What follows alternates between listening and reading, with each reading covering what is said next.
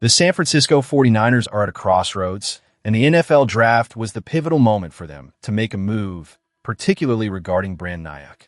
As teams around the league frantically worked the phones, hoping to broker deals that could reshape their rosters, the 49ers found themselves with a golden opportunity to trade Aiyuk. They even managed to execute a deal, sending D. Winters to the Dallas Cowboys. Yet, when it came to Aiyuk, nothing materialized, and honestly, should we be surprised? Let's not kid ourselves here. The 49ers made their intentions glaringly clear over 6 months ago when they indicated they wanted to move on from Aiyuk. By voiding his guaranteed money, they essentially closed the door on any potential trades. Yet, here we are, post-draft, and the 49ers are still holding on to Aiyuk, which raises a lot of eyebrows.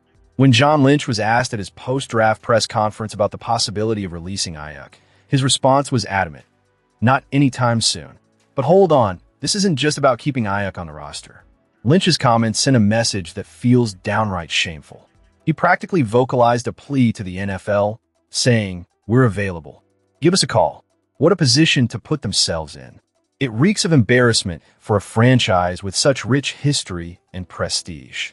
Lynch's words suggest they're desperate to offload Aiyuk, yet they're clinging to him like a scorned lover. Fans might argue that Aiyuk's actions last season warrant this treatment, that he abandoned the team at a critical moment.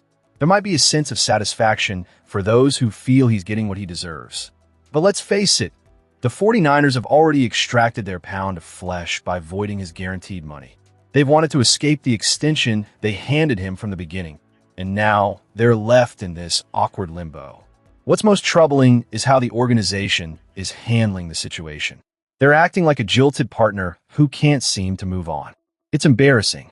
The San Francisco 49ers are a franchise with a storied legacy, and they should be above this kind of pettiness. Instead of cutting ties with Aiyuk decisively, they've opted to drag this out, akin to a broken-hearted ex refusing to let go. And let's be honest, there's virtually no chance a trade for Aiyuk will happen at this point. Yes, the Washington Commanders may have shown some interest, but what will be the rationale for them to pull the trigger on a deal? The 49ers have only made this situation more difficult for themselves. They've broadcasted their disdain for Aiyuk loud and clear, making any potential trade unrealistic. If they had kept this situation under wraps, perhaps there would be a glimmer of hope for a deal, but that ship has sailed. Ultimately, the 49ers seem more focused on ensuring Aiyuk gets his comeuppance than making a strategic decision that would benefit the team as a whole. In the end, this mismanagement reflects poorly on the organization and raises serious questions about their direction. They need to reevaluate their approach, and fast. As we move on to the next topic, it's crucial to keep an eye on how this situation unfolds. Will the 49ers finally cut ties with Aiyuk, or will they continue to hold on to him in this strange game of chicken? Only time will tell, but it's a pivotal moment for a franchise that should know better. As we wrap up this segment, let's dig deep into the San Francisco 49ers draft decisions. While I'm optimistic about the potential of Dazon Stribling, Romello Height, Grayson Halton, and Ephesians Prysock as contributors, I can't help but harbor concerns about the priorities that shape the overall draft strategy. Fans, I want to hear from you.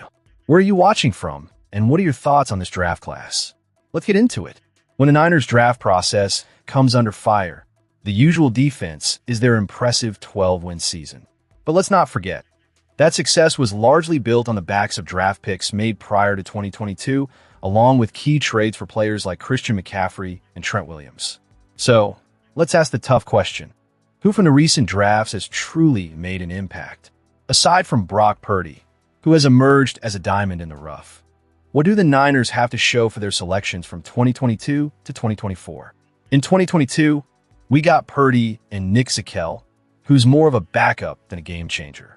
2023 brought Jair Brown, whose inconsistent play might find him looking for a new team sooner rather than later. The current draft class features Dominic Pooney as a solid starter, but two other selections in the secondary and Ricky Pearsall's injury woes raise questions about their viability. That's 3 years and 26 picks, yielding just one impact player and a handful of average starters. This gives us a concerning hit rate of just 15%.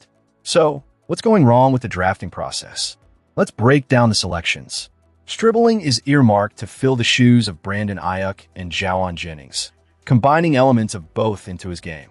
Height is set to replace Bryce Huff, while Kalon Black and Carver Willis are seen as replacements for Brian Robinson and Spencer Burford, respectively. But here's the rub. The Niners' draft strategy appears more focused on filling vacancies rather than addressing the critical matchup issues that have plagued them on the field. To their credit, the Niners did address one glaring weakness: the pass rush.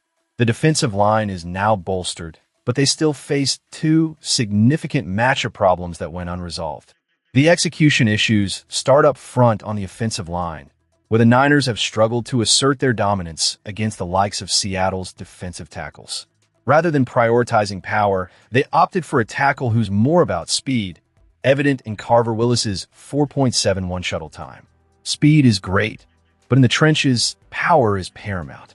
The draft presented multiple options, including guards who offered both attributes, like Jalen Farmer, yet the Niners chose to pass. When looking to compete for a championship, the Niners must navigate their division effectively, yet the draft has left them no closer to solving their Seattle matchup woes in the trenches. Another pressing concern is the glaring hole at free safety. Marquez Sigel's poor performance led to a staggering QB rating against of 133.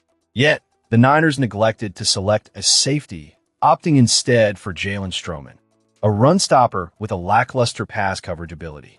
With free agency drying up, the options are slim, and the critical need at free safety has been glaringly ignored. It's clear that execution needs to be prioritized, but it seems to fall by the wayside when decisions are made based on scheme fits instead of addressing the real issues on the field. Kyle Shanahan and John Lynch appear to have a bias towards certain positions, leading to imbalanced team building. Shanahan has made big plays in free agency, particularly at wide receiver, yet still opted to draft another wideout with his first pick. This raises the question, what about the trenches? The Niners' losses in crucial games can often be traced back to mismatches on the offensive line. Shanahan's strategy tends to lean towards cap savings rather than bolstering the line to compete against elite defenders. The Super Bowl appearances may have been achieved, but winning it all remains elusive, especially when faced with dominant players like Chris Jones. While I acknowledge Jones is an all-pro, the gap between him and a subpar starter is simply too vast. The interior offensive line has been overwhelmed in critical matchups, and that's a serious concern. In an interview with Rich Eisen, Shanahan shed light on his draft process, stating that scouts identify top players and position coaches compile highlight reels. But here's where it gets concerning. Shanahan primarily reviews highlight tapes, stating that if he doesn't like what he sees, he won't continue watching. This approach raises eyebrows. Highlights showcase strengths but gloss over weaknesses. For instance, take Danny Gray. While the highlights may have been enticing, game tape would reveal his problematic body catching that ultimately cost a third-round pick. With Dazon Stribling, Shanahan believed the receiver would be snatched up before their pick at 40, prompting the Niners to act quickly. However, the text from around the league after the pick suggests that many teams were surprised by the choice, indicating a potential miscalculation. Shanahan also mentioned that they had Black ranked as the second-best running back in the draft, rationalizing that the lack of depth pushed players higher on the board. They felt confident selecting him at 90, believing it wasn't a reach. But therein lies the issue. How can they trust their evaluations when their board seems so out of sync with the league? The draft priorities appear skewed towards scheme fits while ignoring the real mismatches faced on the field. These are not insurmountable problems, but given the history of the Niners' draft decisions, it's hard to feel confident that things will change. As we look forward to the upcoming rookie minicamp on May 8th to 9th, the questions remain. Can the 49ers correct their course? Can they finally start making picks that address their glaring needs instead of falling into the trap of scheme bias? Time will tell, but for now, the fans deserve to voice their opinions. Let's hear from you. What do you think about this draft? Do you believe in the direction the 49ers are heading? Comment below with your thoughts, and don't forget to subscribe for all the latest updates on your San Francisco 49ers.